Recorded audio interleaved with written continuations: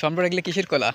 এগুলো হলো আমাদের এলাকার শ্মশান বাজারের যে মাজার আছে ওখানে পীর মানে পাগেলা বাবা হ্যাঁ হ্যাঁ হ্যাঁ।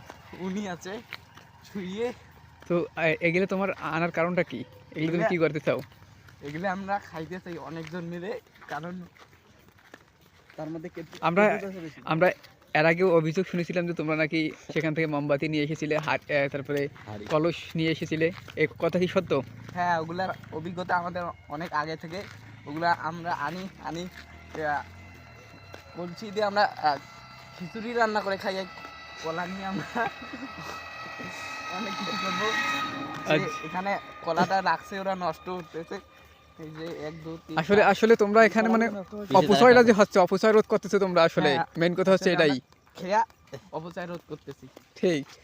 যা আমরা যেমনটি জানতে পারলাম যে তারা কিন্তু এই কলাগুলো বা কলসগুলো, মোমবাতিগুলো নিয়ে এসে কিন্তু তারা অপচয় যে সেখানে নষ্ট হয়ে যায়, বিভিন্ন পোড়ামার করে নষ্ট হয়ে যায়, সেটি কিন্তু তারা রোধ করতেছে এখানে সেই কলাগুলো খেয়ে, যেমনটি তারা জানাচ্ছিল।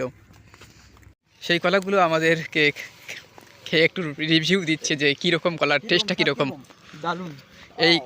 এই তো সেই স্বাদ কেমন? এত যে স্বাদ কি করে বলে বোঝাই।